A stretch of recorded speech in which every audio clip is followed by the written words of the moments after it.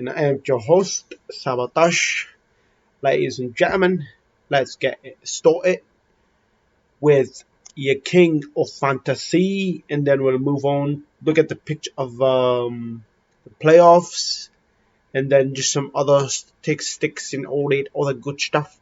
Today we'll keep it a little bit short because most of the games did not, or repeat. Pinkies up, did not matter. A couple of them did. I mean, obviously there was y'all most definitely know which ones I'm talking about.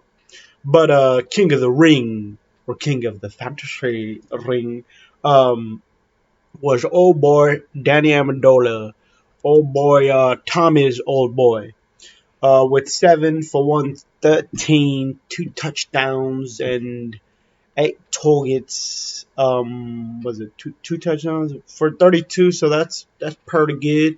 Um, Coming in, it was old boy Dak. CD DB had himself a really good game as well with 8 carry, pretty much wide receiver slash running back. Pretty. I mean, probably one of the biggest weapons in the league. Aaron Debo. I don't know if there's anybody else that's better than him in that, like, all around being. I mean, Tyreek was used like that a while, like, was it last year or so? But not as much. Maybe DeAndre Swift. He's a beast like that. Gaskins, but not really. Um, Lockett had himself a pretty good game. Him and Russ were connecting a pretty good amount.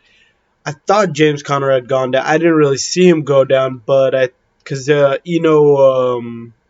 whatever his name, Benjamin, yeah, that's who it was, Mr. Benjamin, came out and had a couple of snaps. So Mike Evans actually went down for a little bit as well. Was there another one? What's his name? Najee Harris actually went down for a little bit. Did anybody else go down? I don't think there was any other. There's probably one of Mike Evans was probably the biggest one, but he came right back. It was, I don't know what the specifics was. Oh, Higbee went down for a little bit as well.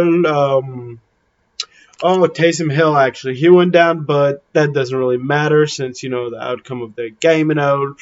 But James Conner probably matters more.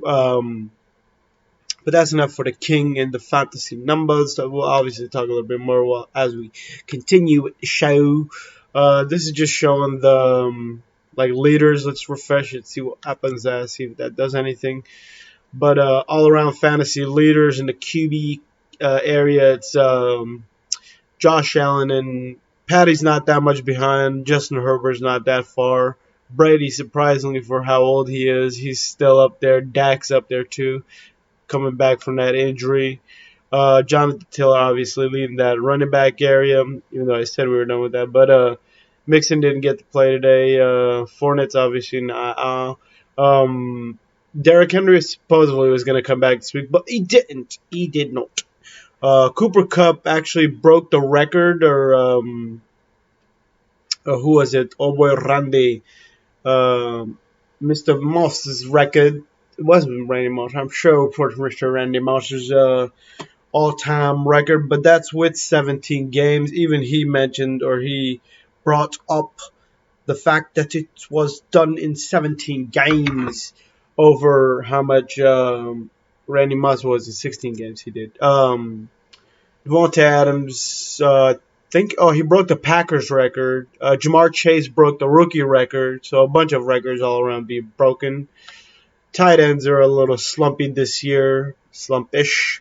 With Kittle being down half the time, Pitts didn't do what he was supposed to do. Ertz, with the trade and all, I think he had a little time where he's out. Goddard, here now. Schultz actually was a surprise, but killing it out there. That's enough for the fantasy, even though I already said that. But look at the picture. In the picture, we look. Most of these games, as I already said, did not matter. This is probably the game of the week to me. Actually, the other game that really mattered, both games that really mattered, actually went to overtime. Which the other game was the Ravens of Baltimore.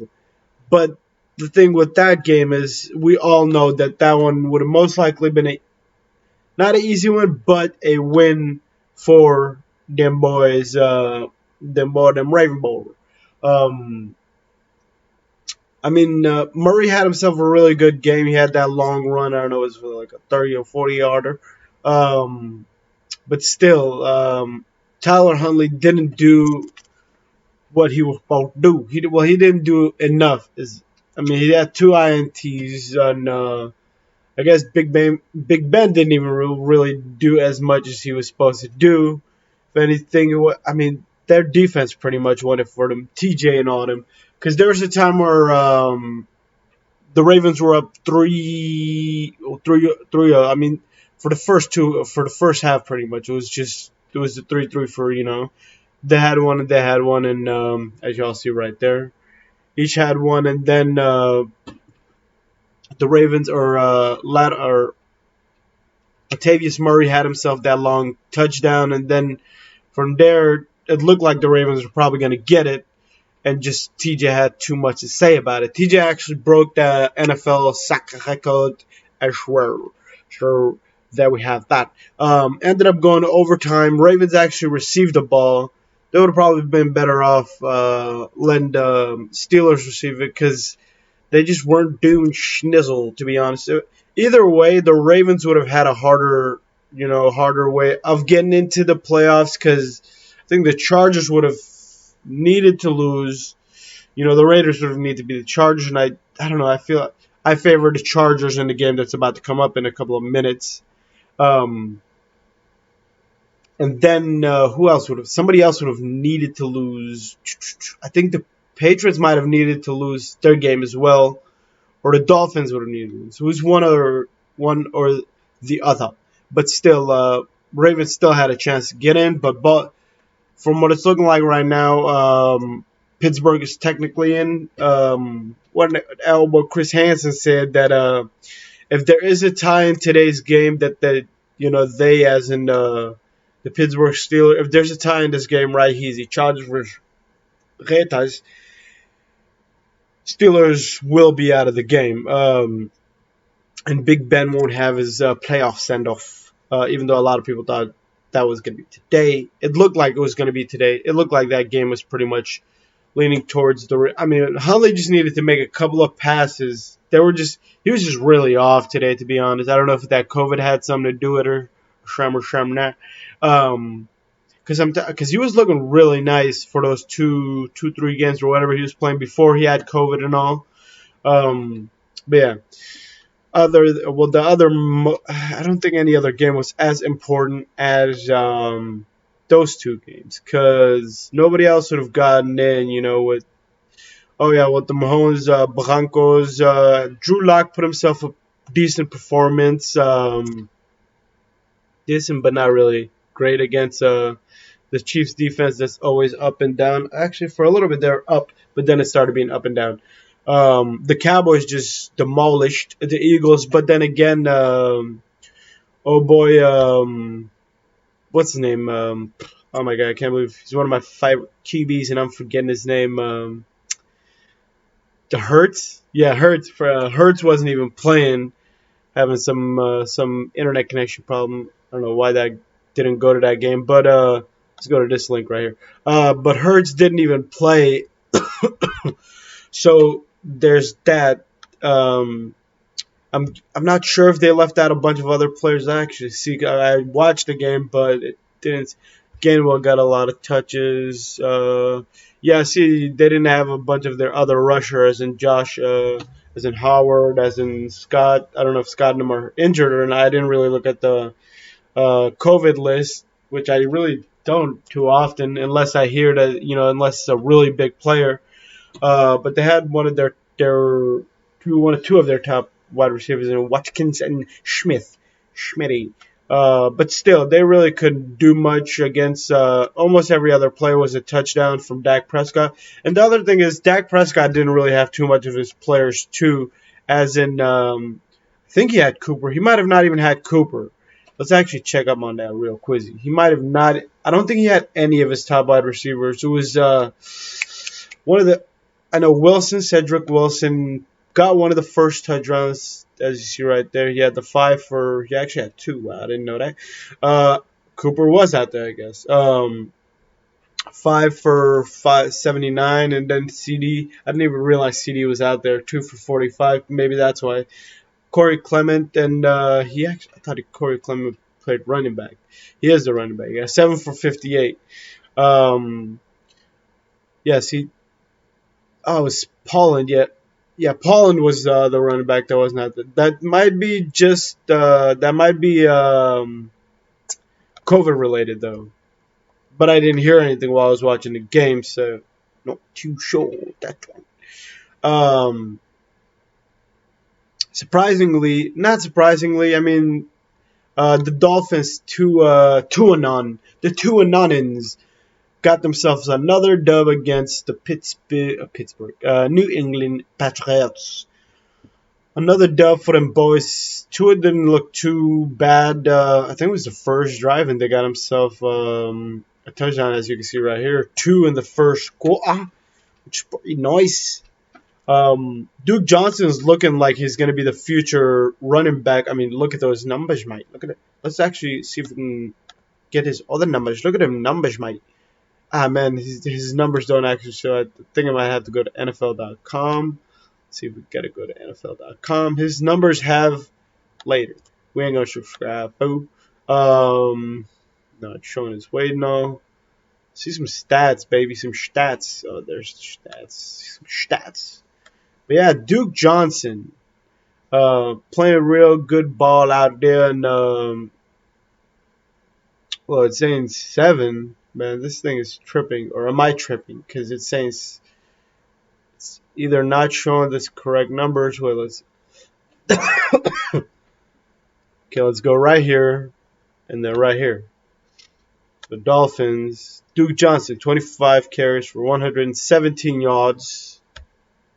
Where's Gaskins even that anymore? Because I had him in fantasy. So week 17. Lost to the Titans. Maybe is this a different year or something, or well, Duke Johnson. I didn't even realize Duke Johnson has been playing for this long. But where's his? I cannot find the year's numbers. Give me this year's numbers, late 2000. Well, I think this is his total numbers. 46 attempts for 213. I think it's more than that. It's much more than that. At least I think so. Let's see. Week 17. Ah, man, see, it's not showing split. Let's see if that does anything.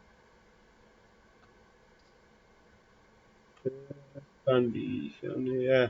I will just forget about all that. But yeah, as I'm just trying to say, he's going to kill it, and he could easily be a top fantasy pick for next year, but I'm hoping people don't realize it, and I can have him as like a late round pick.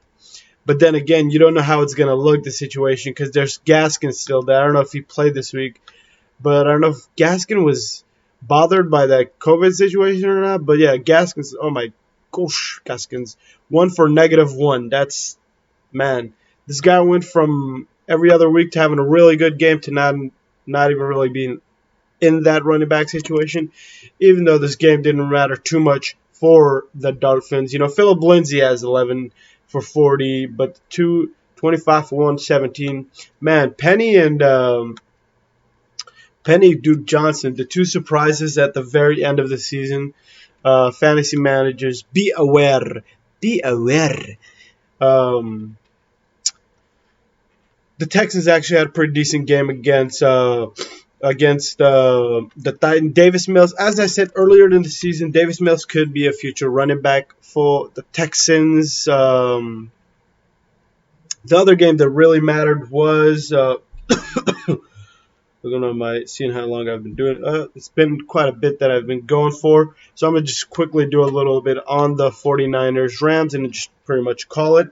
We'll do about 2-3 minutes on the Rams, maybe less, or just whenever I feel like I'm done with the Rams. But this game somewhat came down to, somewhat more than somewhat came down to it did come down to the wire with the Rams losing with with that pretty much that was like a minute or so left, and old boy the staff man threw it up to OBG's the what was that watch OB was wearing, bezel or whatever the hell it was. But yeah, he tried throwing it up, even though OB wasn't too into it with 2 and 18, average of 9. Cup did break that record, so they got Laidley's got that out of this game. But throwing it up at the very end of that halftime overtime, and getting intercepted. I mean, if he would have waited just a little bit more, or he would have slung that thing up a little bit more, put a little more power in there, OB would have gotten that, and he would have most likely won the game or finished out the game. But then again, if it wouldn't have been a touchdown, they could have easily gotten. The 49ers could have gotten in today with a tie or a tie with them, and who would that? Saints would have still been out. But DB had himself a pretty decent game, if I don't say so much. I didn't even realize he attempted to pass 1-for-1 for 24 and 1 touchdown. I didn't even realize he did that. Jamal Hasty, Garoppolo with the 1 run. DB, obviously, like I said, one of the best weapons in the league right now with 8 rushes for 45 and a touchdown. And then he also had the 4 for 95. Man, DB is a beast. Hopefully, I don't know where's he gonna be in the draft. We do in our league, we do a restart league pretty much every year. It's a new thing.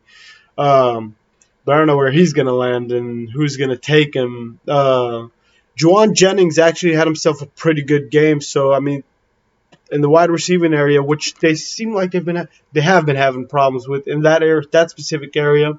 So they might actually be a bigger threat than everybody thinks or thought.